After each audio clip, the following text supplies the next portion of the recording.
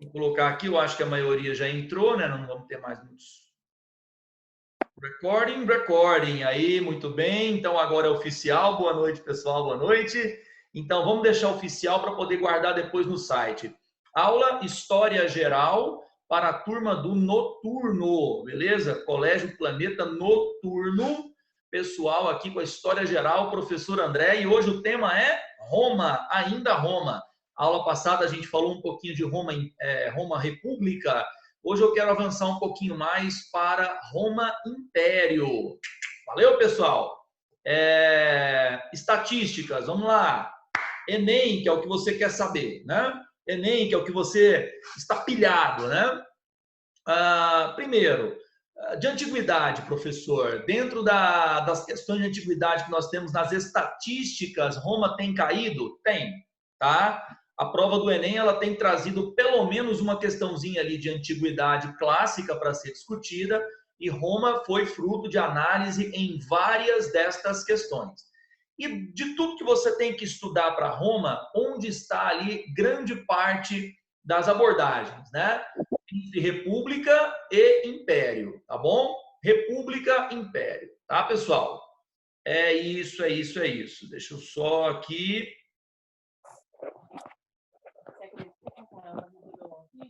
Um minutinho, admitir as pessoas aqui, ó, que estão entrando. Só me dá um segundinho aqui, pessoas. Aí. Pronto. E pedindo também o pessoal que ainda está com o microfone aberto, vocês poderiam fechar o microfone, por favor, tá? É um pedido que a coordenação pede para nós repassarmos aos nossos alunos, tá? Faça esse favor para nós, tá? Deixa o microfone desligado. A nossa comunicação ela vai rolar, ela vai acontecer durante a aula pelo chat. As perguntas que vocês tiverem para serem feitas durante a apresentação, joga no chatzinho que no final da aula eu vou tirar ali um tempinho para dar uma olhada nas perguntas, ok? Então, eu pedi aí a Tiele, o Wanderson e quem está usando o codinome iPhone do cliente, para que vocês possam colocar os seus telefones aí no mute, por favor, tá bom? Faz esse grande favor para o professor, tá? Deixa eu mesmo ir fazendo daqui. Que assim a gente economiza tempo. Beleza. Vamos lá para compartilhamento de tela. Eu vou tentar, pessoal, porque eu preparei a aula para nós, né? O material está pronto, está disponível aqui no meu computador e ele ficou um material legal para ser trabalhado, sabe? Eu vou tentar. Se pesar demais e começar a travar, me avise pelo chat. Manda lá para mim, professor, tá travando, tá? Para que eu possa depois, né? Quem sabe parar a apresentação para a gente não ficar com esse problema, tá? Deixa eu dividir a tela aqui com vocês. A tela é essa aqui. Nós havíamos feito já algumas aulas, alguns slides desse na aula passada. Eu vou focar na ideia de expansão territorial agora para a gente poder ir adiante, tá? Eu quero esse mapa aqui agora para a gente poder explorar, turma. Então, como eu já disse para vocês no comecinho da aula, é tema relevante, tá bom? Ó, foco. Roma é um dos temas mais cobrados de antiguidade, tá bom? E tem caído com uma certa frequência nas provas de vestibular e Enem. Algumas provas de vestibular, turma do noturno, vou dar uma dica para vocês, elas são regulares, elas têm uma questão de antiguidade todo ano. Eu vou dar um exemplo próximo, né? Um exemplo nosso aqui. Prova da UEG tem antiguidade todo ano, toda prova tem uma questão de antiguidade, pode ter certeza, tá?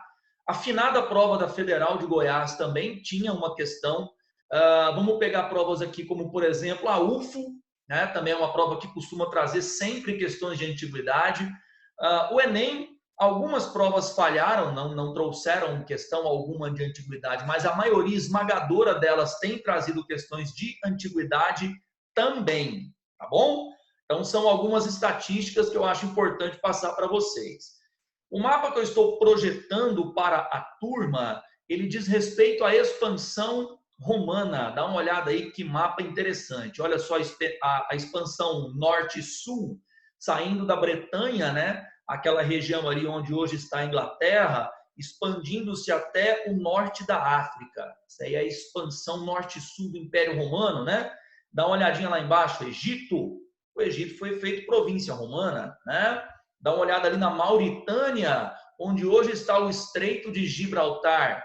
Não sei se é visível para todo mundo aqui o cursor, eu não sei se fica visível, mas eu estou ali, ó, perto daquela região da Bética, né, da Mauritânia, tá vendo aqui, ó? Estou passando o cursor para você poder perceber.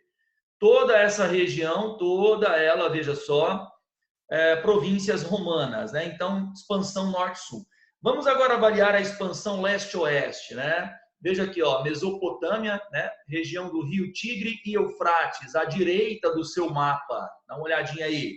Região da Assíria, tá vendo? Mesopotâmia. Isso, dessa região até a atual Espanha e Portugal. Região da Espanha e Lusitânia. Essa é a expansão, é a extensão máxima, considerando ali leste-oeste, né? Então, esse mapa nos traz uma espécie de registro, né? De todas as conquistas romanas em toda a época. E aí ele marca, né? A conquista que está marcada em rosa foi na época da monarquia, a primeira fase da história romana ainda antes de Cristo. A fase da república é representada pela cor amarela. A maioria esmagadora das conquistas, né? Como você pode perceber, né? E as registradas em verde são as conquistas da época do Império, né? Já ali na época depois de Cristo, ok? Essa expansão dos romanos por toda a região do Mediterrâneo, ela trouxe a conquista de rotas comerciais. Todas as rotas que estão dentro do mar Mediterrâneo passaram a ser controladas pelos romanos. Ela trouxe a vitória sobre inimigos que eram perigosos, como, por exemplo, os cartagineses. Os romanos acabaram dominando todo o Mediterrâneo porque conseguiram bater a cidade de Cartago, que está aí no seu mapinha, né? Ela está numa parte mais central do mapa, no norte do continente africano, tá bom? Essa expansão trouxe também uma série de províncias conquistadas que pagavam tributos aos romanos, né? Que pagavam impostos ao Estado romano. Então, a expansão territorial enriqueceu muito o Estado romano, tá? Muitas províncias, muitos impostos, enfim, né? Nós temos aí uma civilização agora calcada na exploração de províncias. O trabalho escravo também se tornou extremamente importante a partir de tantas conquistas, né? Nós tivemos aí, a partir da expansão romana, a configuração, turma, do maior sistema escravista que a história já viu. É o romano, tá? É o maior sistema escravista da história. Nós temos até um conceitozinho, sociologia, aqui no Tio André agora, ó. Vamos fazer uma ponte lá com a aula do professor João. Eu vou pegar o conceitozinho ali de modo de produção, tá? E aí eu vou aplicar aqui no Estado romano. Modo de produção escravista antigo, beleza? Modo de produção escravista antigo, ok? Bom, então nós temos aí a expansão romana provocando mudanças econômicas com a configuração de um sistema escravista, né? E também mudanças culturais, minha turminha do noturno. Veja só, nós temos os romanos experimentando, assimilando culturas de várias partes do Mediterrâneo. Das culturas assimiladas, turma, sem dúvida alguma, a mais importante, a mais contributiva para a cultura romana foi a grega. Aí na região central do seu mapa, no meio do mapa, você está vendo lá um nominho assim, ó, Macedônia, tá vendo ali? Essa região já era ali os restos do Império de Alexandre o Grande, né? A Grécia fazia parte desse império conquistado por Alexandre. E agora esse império é parte do Império Romano, tá? Os romanos conquistaram a região grega e passaram a assimilar a cultura grega, passaram a se inspirar na cultura grega para configurar a sua própria cultura. Talvez, turma, o exemplo mais considerável seja o da religiosidade, ok? A religião grega passou a influenciar sobremaneira a religião romana, né? As correlações entre deuses passaram a ser diretas. Por exemplo, o deus romano Júpiter passou a ser identificado com Zeus na mitologia grega, né? O deus romano Plutão passou a ser correlacionado com o deus Hades na mitologia grega, e assim por diante. Nós temos ali inúmeros outros exemplos que vão mostrar para vocês de que forma a cultura religiosa grega passa a influenciar o romano, né? Deixa eu só colocar aqui participantes que estão chegando, só um minutinho, tá, pessoal? Aí, outra coisa que influenciou bastante os romanos foi a filosofia grega. Aristóteles se tornou um grande referencial para os romanos, ok? Filósofos romanos passaram a ter Aristóteles como seu grande ponto de referência. Então, note, a cultura grega passou a ser muito importante na formação da própria cultura romana a partir do final da República. Isso é um pouquinho da expansão. Ainda falando sobre a expansão econômica romana, nós temos também o problema da escravidão. A quantidade avassaladora de escravos começa a provocar no Estado romano revoltas cada vez mais comuns. Revoltas por conta do grande número de escravos e do péssimo tratamento que era dado a essa galera, aos escravos, né? As revoltas escravas passaram a ser um grave problema no final da República. A maior delas foi liderada por Espartacus. Então, aquela coisa lá da série que tem no Netflix, né? Aquilo é relativamente real. Quem já assistiu um pedacinho ou a série toda já percebeu que é uma produção muito legal, uma produção muito bem feita. Peca em alguma coisinha na história, tá? Nem tudo que está na série é exatamente histórico. A série tem um compromisso com a audiência, né, pessoal? Então, se ela fosse apenas um documentário, seria muito chato, né? Então, o pessoal coloca uma coisinha ou outra ali que acabou não acontecendo, tá? A abordagem do personagem Spartacus é romântica, tá bom? Ou seja, é idealizada, romantismo nesse sentido de idealização, tá bom? Eu faço aí uma indicação também para vocês do Spartacus, o filme produzido em 1960, que fala dessa grande revolta de escravos acontecida no ano de 73, a maior de todas as revoltas escravas da história romana, tá? É um belo filme, é um filme de história épico, tá? É uma grande produção de Hollywood. Ele está mais acertado com a história, tá bom? Comparando a série atual do Netflix, né, que está disponível no Netflix, com o filme de 1960, o filme, o clássico de Hollywood, tem um pouco mais a ver com a história tradicional, tá bom? Fica então a dica para vocês desse belíssimo filme de arte chamado Spartacus. No final da República Romana, nós tivemos ainda algumas tentativas para amenizar os problemas sociais. Quais problemas sociais? Vamos relembrar.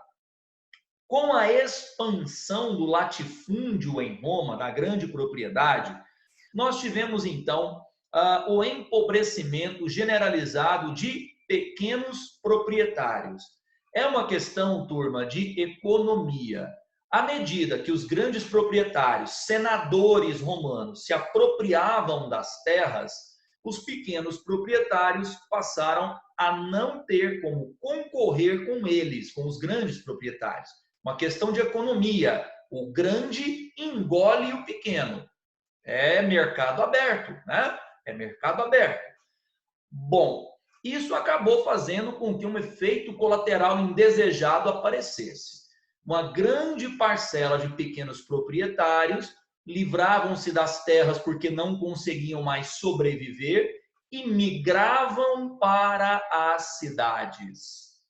Essas migrações foram, de certa forma, inchando as cidades. Roma passou a sofrer de um fenômeno bem curioso, superpopulação. A população ociosa sem ocupação, passou a ficar cada vez maior nas grandes cidades, gerando revoltas sociais. Então, veja, é uma espécie de efeito dominó. A grande propriedade e a escravidão avançam e isso faz com que a pequena propriedade do plebeu mais pobre quebre e ele deixe essa pequena propriedade migrando para a cidade. Senadores vão se tornando figuras cada vez mais poderosas, figuras cada vez mais ricas. O sistema econômico romano, ele é concentrador. Ah, pegou? Concentrador, galera. Eu não estou falando de um sistema distributivo. Eu não estou dizendo que a plebe pobre ganhou com essa expansão territorial. Por que não? Não ganhou. Nós tivemos o avanço considerável de plebeus ricos, donos de negócios. Esta galera, conceitozinho, eles eram chamados de cavaleiros. Pegou uma questãozinha para fazer. Está lá com uma listinha na mão. Apareceu a palavra cavaleiros. Quem é essa galera? Plebeus enriquecidos com a atividade comercial e artesanal. Valeu, valeu? Eles ganharam com a expansão. Eles acabaram se enriquecendo.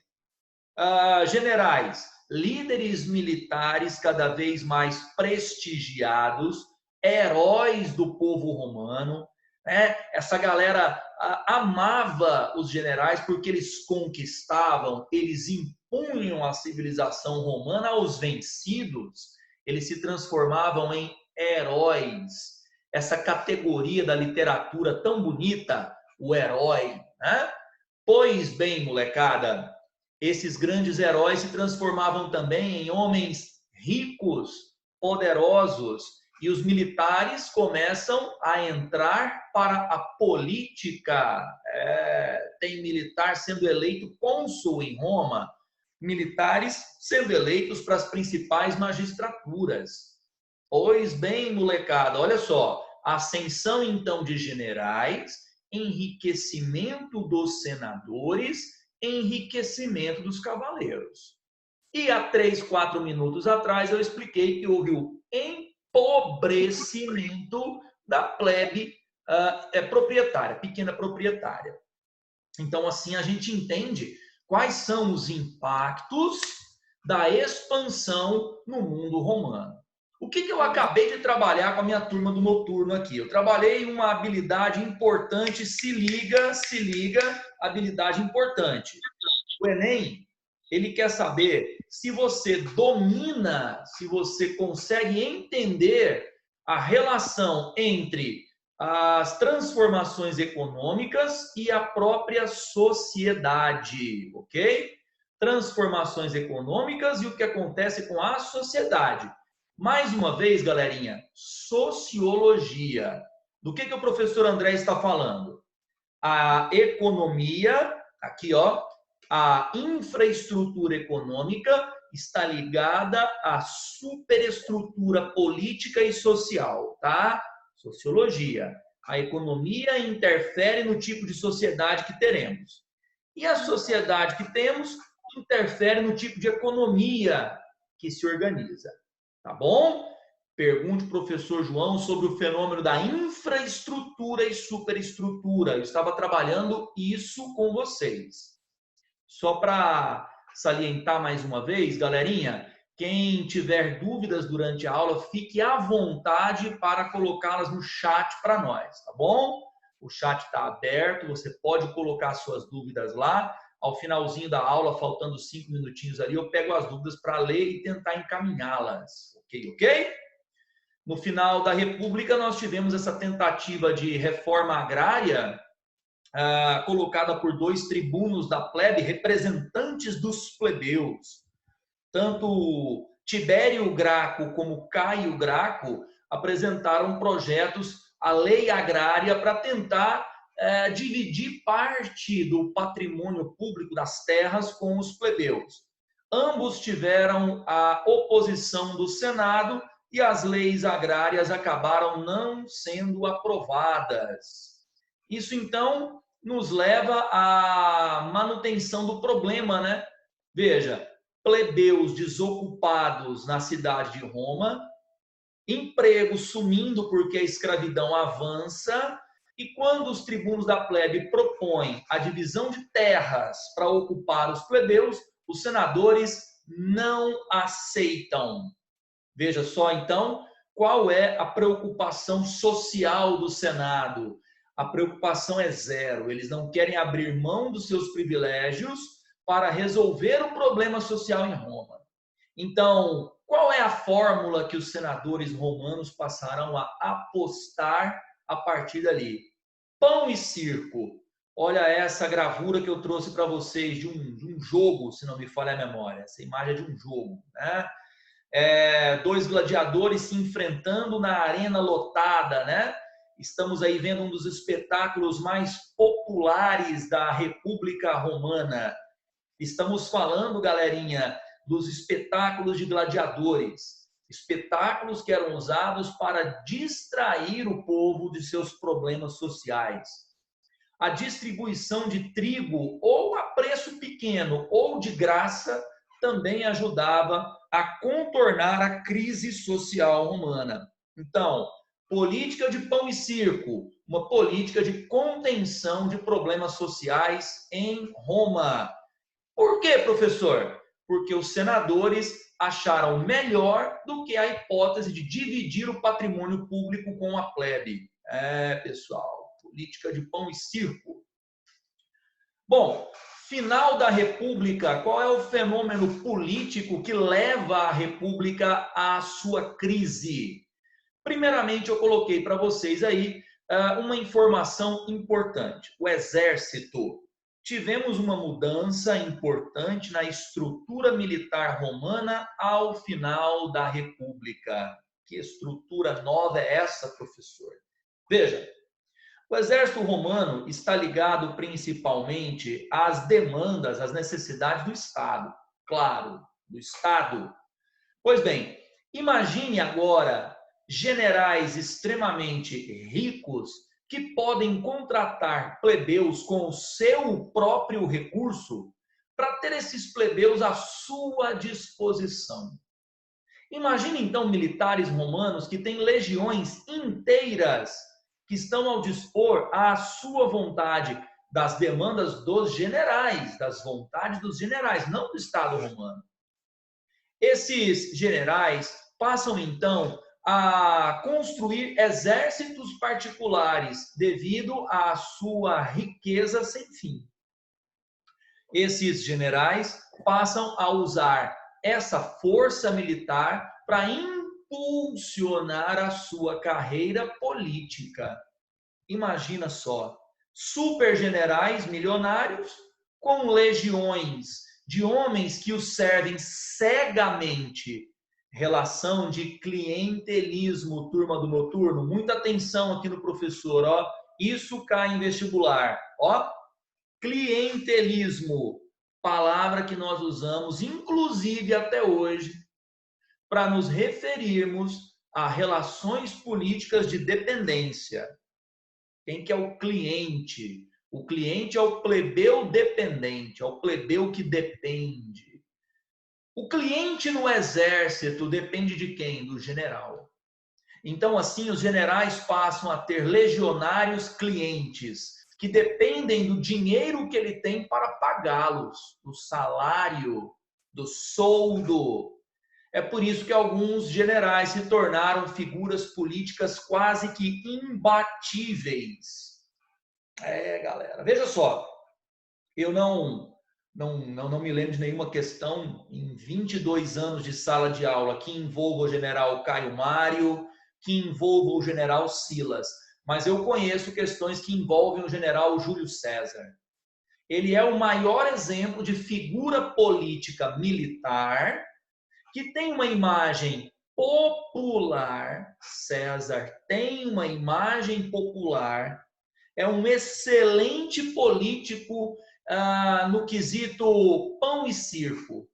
É um dos generais romanos que mais apostou nessa fórmula. nessa maneira de construir a sua imagem popular. César tem tropas a seu dispor. Ele é um general riquíssimo. Acompanhando então meu raciocínio, pense aqui comigo. César usa desse poder todo para chegar ao topo da carreira política. César é eleito cônsul. No consulado de César, ele tenta um governo de aliança com setores rivais. Você ouviu direito, não estou ficando doido não, rival. César, então, propõe aliança a grupos rivais para tentar um governo de conciliação. Isso é comum no mundo político, minha turminha, é comum, muito comum. Partidos políticos rivais que deixam essa rivalidade de lado e constroem alianças momentâneas. Super comum na política, super comum. Roma também tem disso. César faz uma aliança com Pompeu, que era de um grupo rival. Também com Crasso, de um outro grupo rival. O problema é que essas rivalidades não sanaram. Eles não conseguiram contornar tais rivalidades. Qual é, então, o problema que se apresenta? César acaba enfrentando numa guerra civil o seu companheiro de governo, o senador Pompeu, que agora era colega de consulado com César. Essa poderosa guerra civil foi motivada por dois fatores. César era aliado de uma província chamada Egito, governada por uma amante de César, a rainha Cleópatra. E César não obedeceu à ordem do Senado de desmobilizar as suas tropas, enfrentando os senadores. Essa atitude de enfrentamento levou, então, o Senado a acionar Pompeu para derrubar César. Na Guerra Civil, César sai vencedor. Ao ser o vencedor da Guerra Civil, César volta a Roma e obriga os senadores a lhe dar todo o poder. César é declarado ditador vitalício da República Romana. Pois bem, como parar alguém que é invencível? Como parar alguém que tem o povo nas mãos, que tem o melhor exército disponível? Como parar alguém assim? César é assassinado no ano 44 a.C. O assassinato de César levou à formação de um novo governo. Esse novo governo foi formado, alguns dias depois, por generais ligados à figura de Júlio César. Os senadores, então, que assassinaram César, não tiveram sucesso no golpe. A ideia era assassinar Júlio César para que um novo grupo chegasse ao poder, mas não aconteceu. Dessa forma, galerinha, quem chega ao poder é um grupo ainda ligado ao ditador Júlio César, formado por Marco Antônio, general Otávio e general Lépido. Mas veja só, as rivalidades entre as facções militares ainda estavam à flor da pele. Otávio e Marco Antônio se desentenderam e uma nova guerra civil violenta explode entre eles. Dessa maneira, galera, essa guerra civil, essa nova guerra civil, é vencida pelo general Otávio. O general Otávio volta a Roma triunfante depois de bater as tropas de Marco Antônio, as tropas do Egito. E então o Senado lhe confere o poder total sobre os exércitos. No ano 40 a.C., o general Otávio é declarado o imperador das tropas. Otávio é o primeiro entre os políticos romanos a usar o título de imperador. Mas, professor, já vi em algumas produções na TV César sendo chamado de imperador, Júlio César. Pois bem, é um equívoco histórico. César nunca foi imperador, foi ditador vitalício. O primeiro imperador romano é Otávio. A partir então do ano 27 a.C., o Senado faz um grande acordo político com Otávio e lhe dá todo o poder em troca da manutenção dos privilégios dos senadores. Toma lá, dá cá. Otávio, então, faz um acordo político com o Senado, prometendo manter as suas regalias, as suas vantagens, os seus privilégios.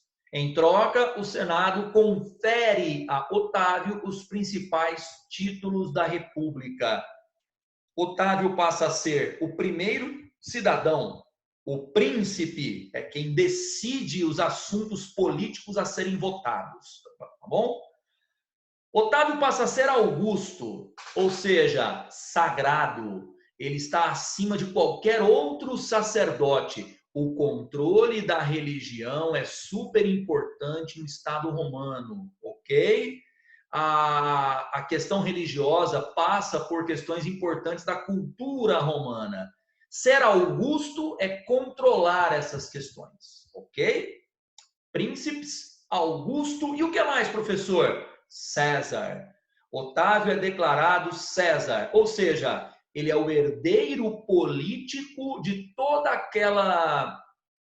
aquele capital deixado por César, né? De todo o mito que César foi, agora Otávio herdava todo aquele poder. Otávio Augusto César. A partir do ano 27, então, Otávio César está acima das estruturas republicanas. É uma nova forma de governo. A república clássica que nós estudamos na aula passada, na aula da semana passada, turma, a república clássica acabou. Agora nós temos o império, ou seja, um homem acima de toda a estrutura política. O Enem quer saber isso? Sim, cheguei ao meu objetivo. Toda a minha narrativa como seu professor foi para esse fim. Mostrar a você uma estrutura de república que agoniza, que deixa de existir, e uma nova estrutura política, agora uma estrutura imperial que surge, ok? É essa análise que nós devemos entender dessa minha narrativa. Então, com um governo conciliatório, com um governo que procurava construir acordos tanto com as camadas populares quanto com os senadores, Otávio funda a primeira parte do Império, o Principado, também conhecido, turminha, como o Alto Império Romano, porque é a fase mais legal, é a fase mais organizada, é onde nós temos em Roma o esplendor da cultura, da política, das conquistas militares, como eu mostrei no mapinha no começo da nossa aula. É também um período marcado por uma estabilidade muito grande política a partir do século I, a partir do governo de Otávio. Essa estabilidade do início do Império, nós chamamos, pessoal, de Paz Romana. Pax Romana, ok? Principado ou Alto Império, então, vamos lá, repassando, fase da estabilidade, fase da paz romana, né? Onde nós temos o ápice, o esplendor do império, tá bom? Paz romana. Temos também o surgimento do cristianismo nesse primeiro momento do império, tá? O personagem histórico Jesus Cristo viveu em uma província romana, a Judéia, ok? O cristianismo é uma filosofia derivada da comunidade judaica. Valeu, valeu, pessoas!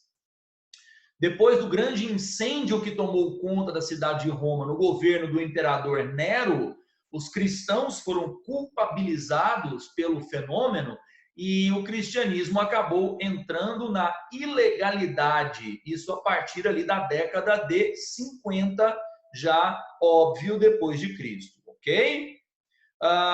Nos anos 70, já depois de Cristo, os romanos acabaram invadindo a província da Judéia e dispersando a população, a chamada diáspora judaica. Os judeus foram expulsos de suas terras para que eles se enfraquecessem, já que os judeus davam tanto trabalho aos romanos, revoltando-se contra a ordem imperial desde os tempos de Jesus, ok? E é também no Principado, nessa primeira fase do Império, que finalmente a questão de cidadania é estendida a todos os homens livres dentro do Império Romano. É o Édito do Imperador Caracalla, no século III, no ano de 232, tá? Eu não coloquei o ano aí que é um detalhe, que vai então estender a cidadania a todo mundo que é livre no Império Romano. Bom, pessoas, eu trouxe essa apresentação para vocês, para a gente iniciar a discussão sobre Império. Eu espero ter conseguido clareza. Estou vendo aqui uma duvidazinha. Não, aqui, ó, o pessoal pergunta, a Gabriela me perguntando sobre datas, pode ficar tranquila, tá, Gabriela? Eu coloco essas datas mais para pontuar para vocês, vai ficar no slide. Galerinha, ó, obrigado mais pela sua atenção, por mais essa noite juntos. Até a próxima, eu vou deixar tudo lá no site para vocês. Valeu? Nosso tempo está acabando. Valeu? Tchau, tchau, tchau, pessoal. Obrigadão. Valeu, valeu. Até mais.